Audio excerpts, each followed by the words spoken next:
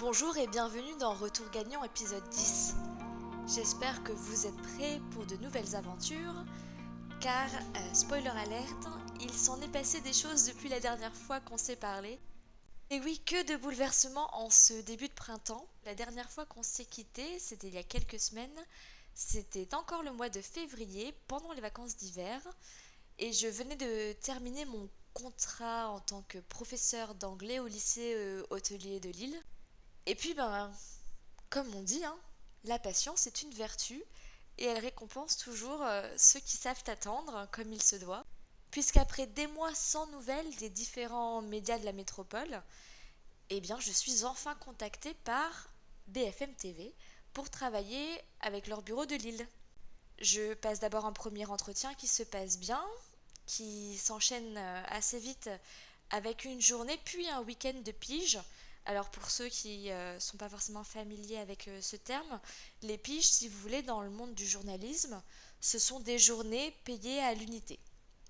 Donc j'en ferai 4 courant du mois de mars pour BFM et d'autres sont déjà planifiées pour le mois d'avril. Donc c'est vraiment une bonne nouvelle, un peu ce que j'attendais depuis septembre finalement. Même si, je dois l'avouer, ça n'a pas été facile le premier jour de se remettre dans le bain, de reprendre le rythme. J'avais peur d'avoir perdu la main. Et puis finalement, on va dire que le journalisme, c'est comme le vélo. Une fois qu'on s'y remet, voilà, ça devient très vite très facile et surtout, ça ne s'oublie pas. Et mon week-end de reportage s'est très très bien déroulé. Ça m'a fait énormément de bien de retrouver le terrain et puis les interviews, les sujets à l'antenne, mon métier en fait. Et puis en plus, ça épate mes élèves. Parce que oui, à cette bonne nouvelle s'ajoute un nouveau poste d'anglais dans un lycée général cette fois, dans la petite ville d'Aubourdin, dans le nord. Si vous voulez, quand l'académie m'a appelé le jour de la rentrée, je pensais refuser parce que j'avais déjà rendez-vous avec BFM. Et puis, à force d'entendre que j'étais la seule option, et oui, tous leurs espoirs reposaient sur mes épaules parce qu'en fait, il n'y avait aucune ou aucun autre remplaçant disponible pour l'anglais et que quand même certains passaient le bac cette année. Bon, je sais pas dire non en fait. Et puis voilà, ils ont touché la corde sensible et c'est vrai que j'avais pas envie de laisser ces élèves sans professeur. Ça faisait déjà 3 mois qu'ils n'avaient pas eu anglais.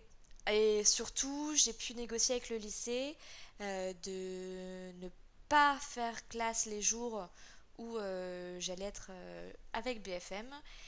Ils ont accepté, je pense, en désespoir de cause, mais c'est vrai que ça m'allait bien. Donc voilà, on a un espèce d'accord tacite comme ça, et c'est vrai que je trouve ça génial en fait de pouvoir à la fois continuer mon métier passion et aussi continuer avec ce nouveau métier que j'ai découvert, qui est pas facile, mais, mais qui est vraiment passionnant.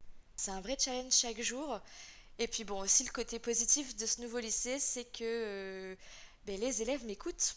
En fait, ils prennent des notes. Si vous voulez, le premier jour, j'étais là, waouh, tout le monde sort un cahier, un crayon et ils notent tout ce que je dis. Ça m'a changé et c'est vrai que ça fait du bien. Enfin voilà, une histoire de fou, quoi. Mais peut-être pas aussi folle que celle qui suit.